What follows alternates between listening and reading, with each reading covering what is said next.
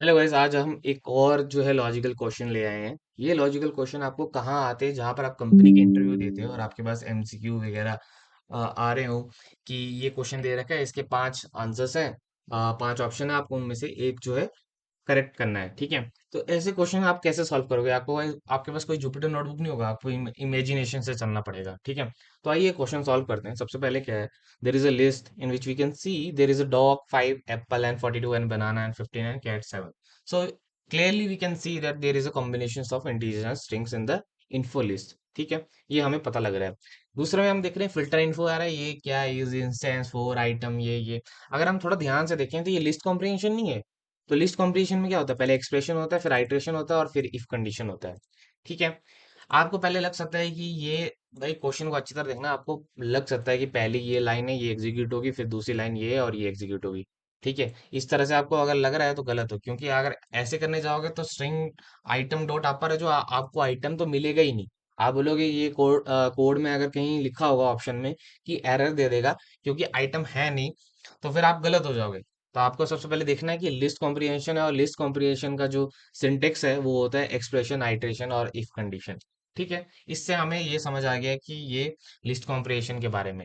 ठीक है, कि इस तरह से इसका सिंटेक्स होता है इस इस छोटे से क्वेश्चन से। अब चलेंगे आप आइटरेशन के वक्त, तो वहां पर पहले क्या होगा? Four item in info, for item info में डॉग आएगा। डॉग इसने देखा कि क्या वो स्ट्रिंग है, आइटम आइटम हमारा आइटम में डॉग है और स्ट्रिंग है, तो ये क्या वैल्यू ट्रू दे देगा। और यहाँ पर और कंडीशन भी है, तो पहली कंडीशन ट्रू हो रही है तो ऐसा जरूरी नहीं है कि दूसरी नहीं होगी तो वो नहीं जाएगा, क्योंकि और कंडीशन लगी हुई है। अगर एंड होती तो बात हमारी अलग होती।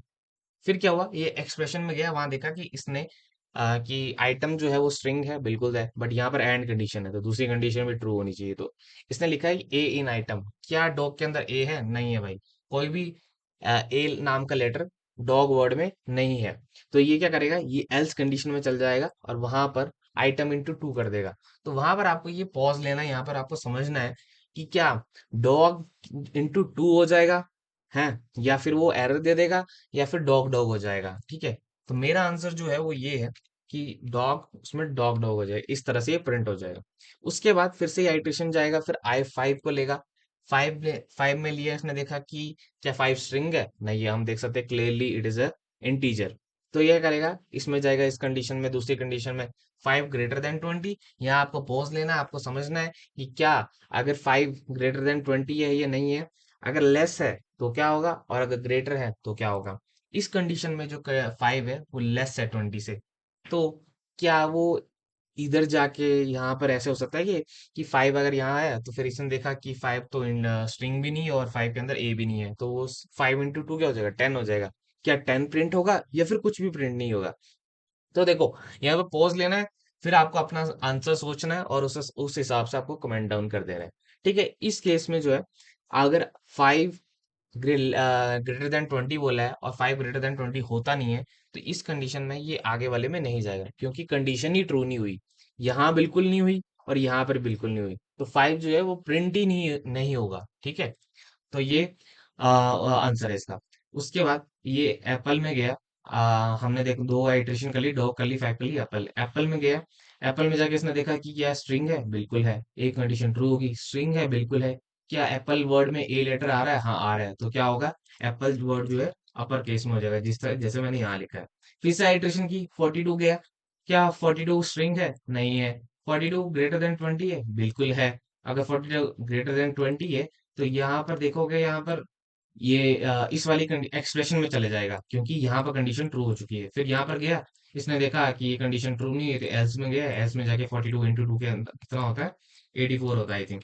तो ये जो है, अगर हम देखेंगे तो यहाँ पर 84 हो गया। और 84 कैसे आएगा? उसमें लास्ट में बोला है कि स्ट्रिंग भी है, तो 84 पहले इंटीजर था। ठीक है, अब जो इसको आउटपुट आएगा, तो यहाँ पर ये बन जाएगा स्ट्रिंग। तो आपके पास ये ऑप्शन, इस तरह के जो कंफ्यूजिंग वाले ऑप्शन आपके पास हो सकते हैं, हो सकता है कि वो ऑप्शन जो है इस तरह से है और आपने जल्दबाजी में देखा कि हाँ भाई 84 आ रहा है, बट देखो यहाँ पर इस ऑप्शन में क्या गड़बड़ी है, यहाँ पर इंटीजर और यहाँ पर ये स्ट्रिंग है।